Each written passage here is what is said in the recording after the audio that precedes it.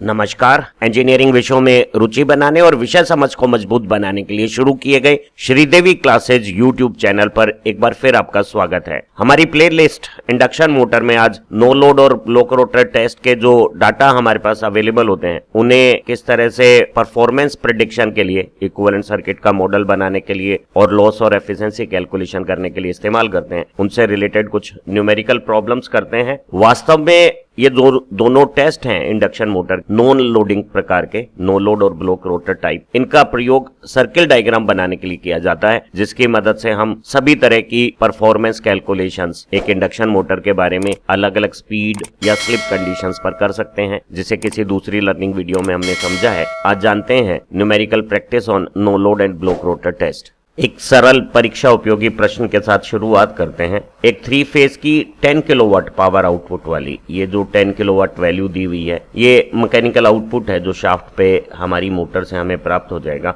वो 400 वोल्ट की star connected winding के साथ 4 पोल 50 हर्ट्ज पे ऑपरेट होने वाली इंडक्शन मोटर है। इसका फुल लोड करंट 20 एम्पियर दिया हुआ है, तो हमें रेटेड वोल्टेज 400 वोल्ट और फुल लोड करंट 20 एम्पियर दिया हुआ है। इस पर नो लोड और ब्लॉक रोटर के टेस्ट जब किए गए तो no load test rated voltage 400 volt पर किया गया और इसने फुल लोड का एक छोटा अंश 4 एम्पियर करंट लेते हुए जो पावर ड्रॉ की वो 1002 वाट ड्रॉ की। इसी तरह से इसी मोटर पे जब हमने मैकेनिकल रोटेशन रोककर ब्लॉक रोटर टेस्ट किया गया, रेटेड वोल्टेज की एक छोटी वोल्टेज 20-30%, यहाँ 90 वोल्ट लगाने पर 15 एम्पियर करंट फ्लो हुआ और मोटर ने जो 2 वॉट मीटर मेथड से पावर ड्रॉ की वो 762 वॉट प्राप्त हुई। इस सिंपल न्यूमेरिकल एग्जांपल में जब हम नो लोड टेस्ट कर रहे हैं तो हमें rotor almost open circuit behave करता है। स्टेटर में थोड़े से करंट से जो कॉपर लॉसेज होते हैं उन्हें नेग्लेक्ट कर देना है। उसी तरह से ब्लॉक रोटर टेस्ट करते समय मैकेनिकल आउटपुट नहीं है, किसी तरह का विंडेज फ्रिक्शन नहीं है, तो सभी तरह के रोटेशनल लॉसेज को नेग्लेक्ट कर देना है। साथ ही साथ क्योंकि ये रिड्यूस वोल्टेज पे टेस्ट किया गया है तो स्टेटर कोर में जो आयरन लॉस होते हैं उन्हें भी ब्लॉक रोटर टेस्ट में हमने नेग्लेक्ट कर देना है और इन स्थितियों के साथ मोटर की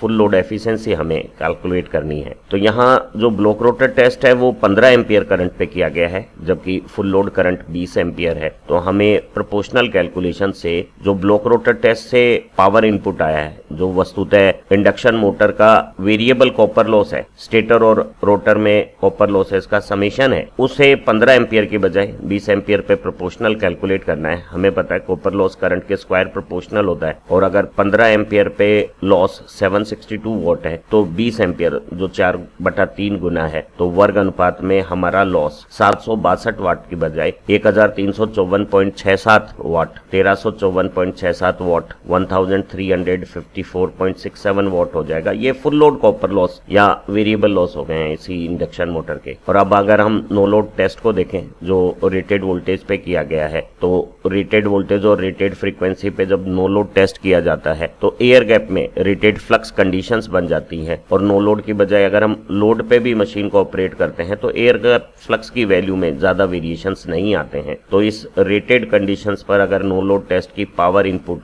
1002 वॉट है और हमने स्टेटर कॉपर लॉसेस को नेग्लेक्ट कर दिया है, तो हम कह सकते हैं कि ये हमारे फिक्स्ड रोटेशनल लॉसेज हैं जो नो लोड टेस्ट से आ गए हैं। और जो वेरिएबल कॉपर लॉस किसी एक लोड पे आए थे उसे दूसरे फुल लोड पर हमने प्रोपोर्शनल कैलकुलेट करके फुल लोड कॉपर लॉस निकाल लिए थे। इन दोनों का समेशन फुल लोड पे टोटल लॉसेज हो जाएगा, जो हमारे केस में 2356.67 वॉट, 2356.67 वॉट हो गया है। अब हमें मालूम है कि एक मोटर की एफिशिएंसी उसका मैकेनिकल आउटपुट और इनपुट जो आउटपुट और लॉसेज का सम है उसका रेशो है, और ये मोटर का जो रेटिंग दिया हुआ है 10 किलोवाट वो मैकेनिकल आउटपुट है। तो 10 किलोवाट को वॉट में 10,000 वॉट कर दिया और इनपुट निकालते समय आउटपुट में जब ये टोटल फुल लोड के लॉसेज जो वेरिएबल लॉस और फिक्स लॉस का सम है वो जब जोड़ दिया तो हमारा इनपुट 12,356.67 वॉट आ गया है और रेशो कैलकुलेशन किया तो एफिशिएंसी 0.8093 या 80.93% प्राप्त हो गई है। तो हम देख रहे हैं कि इस सिंपल से क्वेश्चन में जो की इशू है वो है कॉपर लॉस करंट के स्क्वायर प्रोपोर्शनल है, और अगर ब्लॉक रोटर फुल लोड पे नहीं किया गया है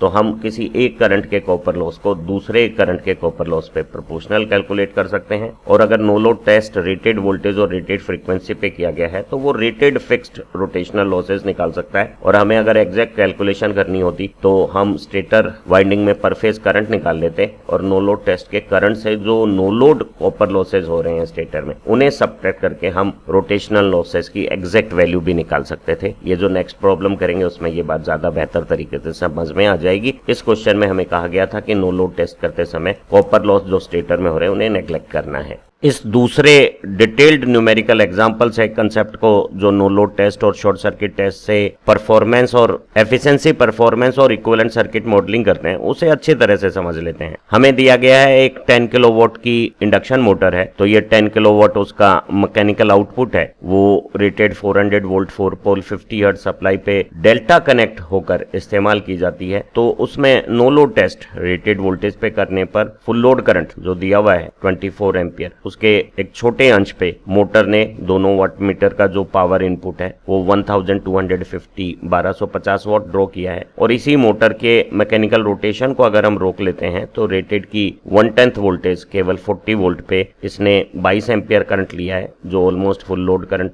24 एम्पियर के पास है। और दोनों वाट मीटर की रीडिंग का सम 1100 वाट पावर इनपुट बता रहा है। तो हमने नो लोड टेस्ट और ब्लॉक रोटर टेस्ट दोनों में लाइन वोल्टेज लाइन करंट के साथ साथ दोनों वाट मीटर के समेशन से जो 3 फेज पावर इनपुट है वो ड्रॉ कर लिया है। डीसी टेस्ट भी इस मोटर पे किया गया है और स्टेटर वाइंडिंग का per phase resistance block rotor test के तुरंत बाद गर्म स्थितियों में हमने 0.8 ओम पाया है। ध्यान रहे ये डीसी रेजिस्टेंस है और एक्चुअल मोटर एसी कंडीशंस पे ऑपरेट करती है। हमें सभी तरह के लॉसेज और फुल लोड की एफिशिएंसी तो निकालनी है, साथ ही साथ इक्विवेलेंट सर्किट के पैरामीटर भी बनाने हैं। इस मोटर का फुल लोड करंट 24 एम्पियर दिया हुआ है। तो पहले नो लोड टेस्ट से डाटा एनालिसिस करते हैं। तो जब हमने नो लोड टेस्ट किया है तो स्टेटर ने कुछ करंट ड्रॉ किया है और ये 8 एम्पियर करंट यहाँ लाइन करंट है जो एमीटर ने मेजर किया है। हमारी वाइंडिंग दिया हुआ है डेल्टा कनेक्टेड है, तो हमें लाइन करंट से फेज करंट निकालना है। वो लाइन करंट का 1/√3 अगर हम ले लेते हैं तो एक फेज में जो रेजिस्टेंस है एसी कंडीशन में उसे प्राप्त करने के लिए डीसी रेजिस्टेंस जो टेस्ट से 0.8 ओम आया है उसे 20% करेक्शन स्किन इफेक्ट का और चाहिएगा। तो हमारा एक्चुअल पर phase winding resistance AC hot condition में 0.8 ओम की बजाय 0.96 ओम हो जाएगा। और एक फेज में फेज करंट का square into r copper losses हो गए और तीनों फेज का टोटल कॉपर लॉस 61.44 वोल्ट हो गया है। और अब हमने रेटेड वोल्टेज और रेटेड फ्रीक्वेंसी पे जो नो लोड टेस्ट किया है, जो एयर गैप में रेटेड फ्लक्स कंडीशंस बना रहा है, उसने जो पावर इनपुट किया है वो स्टेटर कॉपर लॉसेज के साथ साथ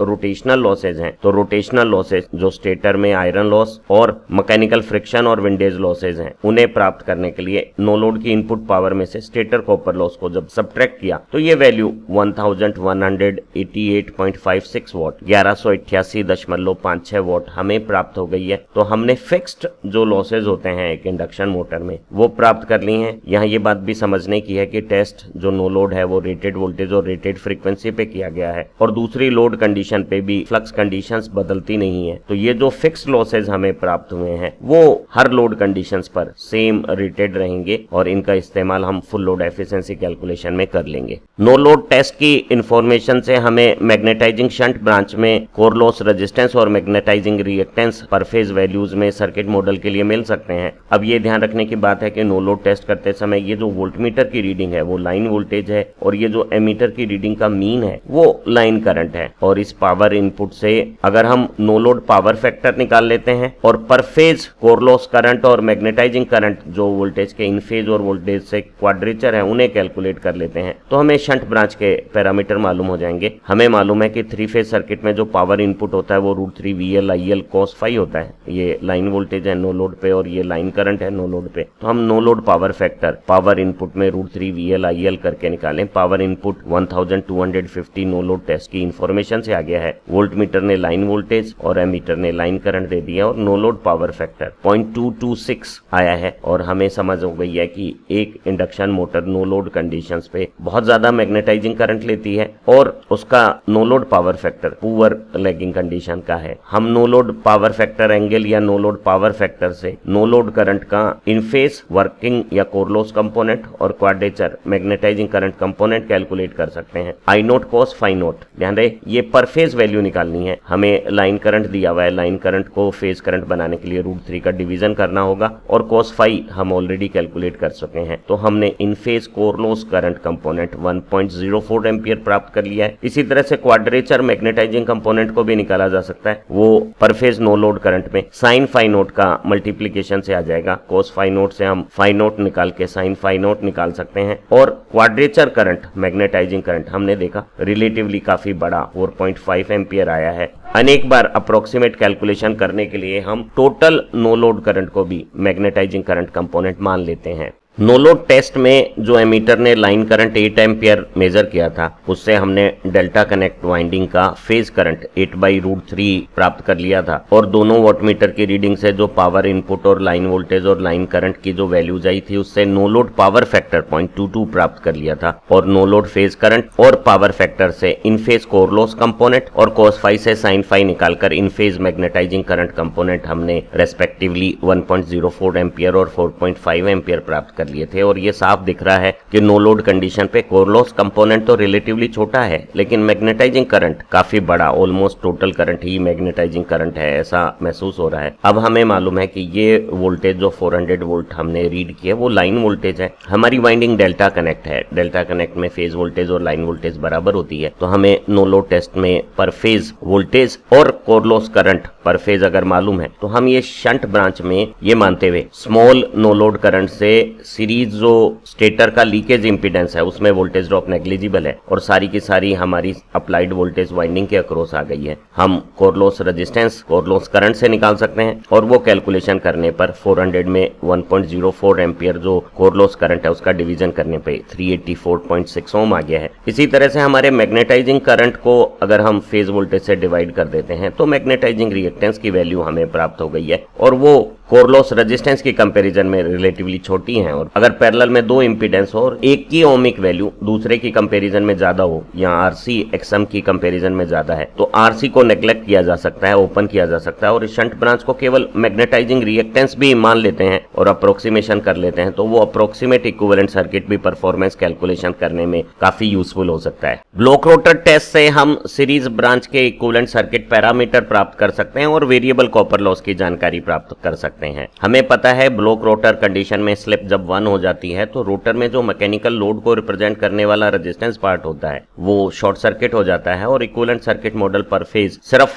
स्टेटर वाइंडिंग का लीकेज इंपीडेंस और रोटर वाइंडिंग के लीकेज इंपीडेंस का सम हो जाता है। और क्योंकि टेस्ट हम 40 वोल्ट रिड्यूस वोल्टेज पे कर रहे हैं, वर्किंग फ्लक्स का मान वोल्टेज के प्रोपोर्शनल काफी कम होने से हम न केवल कोर लॉसेस को नेग्लेक्ट कर सकते हैं, इस मैग्नेटाइजिंग ब्रांच के करंट को भी नेग्लेक्ट कर सकते हैं और रोटर के लीकेज इंपीडेंस के कंपैरिजन में शंट ब्रांच का इंपीडेंस काफी ज्यादा है और ये दोनों इक्विवेलेंट सर्किट मॉडल में पैरेलल आ रहे हैं। तो इस बड़े शंट ब्रांच के मैग्नेटाइजिंग सेक्शन को हम ओपन सर्किट अगर अज्यूम कर लेते हैं तो ये एक simplified equivalent circuit model block rotor conditions पे आ जाता है। और हमने टेस्ट में लाइन वोल्टेज जो टेस्ट में रिड्यूस्ड 40 वोल्ट है, लाइन करंट जो फुल लोड करंट 24 के काफी नजदीक 22 एम्पियर है और दोनों वॉटमीटर की रीडिंग के समेशन से पावर इनपुट 1100 वाट प्राप्त कर ली है। मोटर हमारी डेल्टा कनेक्ट है तो डेल्टा कनेक्ट वाइंडिंग में लाइन वोल्टेज और फेज वोल्टेज बराबर होती हैं, तो हमारी शॉर्ट सर्किट टेस्ट में फेज वोल्टेज और फेज करंट का अगर हम डिवीजन कर दें और फेज करंट हमारे लाइन करंट में 1/√3 करके हमने निकाल लिया है, तो हम इस पूरे इक्विवेलेंट सर्किट का leakage impedance total equivalent leakage impedance refer to stator 3.145 ohm प्राप्त कर चुके हैं। हमारे पास पावर इनपुट है और हमें पता है लीकेज रिएक्टेंस कोई पावर कंजम्पशन नहीं करता, पावर कंजम्पशन स्टेटर रेजिस्टेंस और रोटर रेजिस्टेंस करेंगे। और अगर दोनों का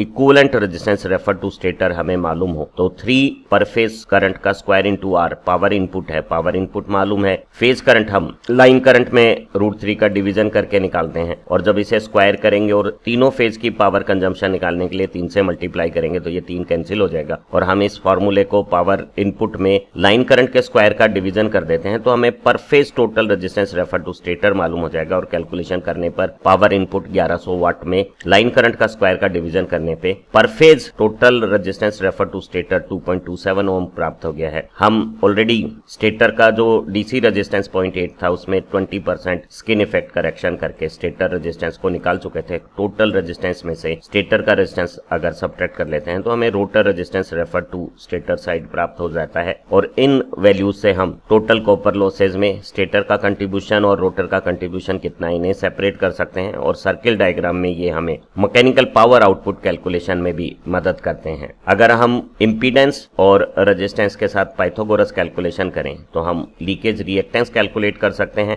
इंपीडेंस पर फेज वोल्टेज और पर फेज करंट का डिवीजन करके हमने 3.145 ओम निकाला था और रेजिस्टेंस पावर और आई स्क्वायर आर के रिलेशन से 2.27 ओम आया था। दोनों की पाइथागोरस कैलकुलेशन करने से लीकेज रिएक्टेंस 2.17 ओम आ गया है। एक नॉर्मल डिजाइन इंडक्शन मोटर में स्टेटर का लीकेज रिएक्टेंस और रोटर का leakage reactance refer to stator side को लगभग बराबर मान लेते हैं और दोनों का सम ये total reactance refer to stator है। तो आधा आधा करने से हमें स्टेटर लीकेज रिएक्टेंस और rotor leakage reactance refer to stator 1.09 ohm प्राप्त हो गया है। इस तरह के नो लोड टेस्ट और ब्लॉक रोटर टेस्ट से हमने कोई लोड पावर कंजम्पशन नहीं की थी और बहुत कम टेस्ट पावर से ही जो इंफॉर्मेशन हमें प्राप्त हुई है उससे हम मशीन के ऑपरेटिंग कंडीशन में एक्चुअल लॉसेज और एफिशिएंसी की कैलकुलेशंस कर सकते हैं। हमने नो लोड टेस्ट से जो रेटेड वोल्टेज पे और रेटेड फ्रीक्वेंसी पे किया गया है पावर इनपुट में से स्टेटर कॉपर लॉसेज को सब्ट्रैक्ट किया तो हमें fixed rotation losses no load test से प्राप्त हो गए हैं जो स्टेटर आयरन लॉस और मैकेनिकल फ्रिक्शन और विंडेज लॉस का सम है। ब्लॉक रोटर की कंडीशंस में कोई मैकेनिकल आउटपुट नहीं है, मैकेनिकल फ्रिक्शन विंडेज लॉसेज भी नहीं है और रिड्यूस वोल्टेज पे रिड्यूस फ्लक्स कंडीशन पे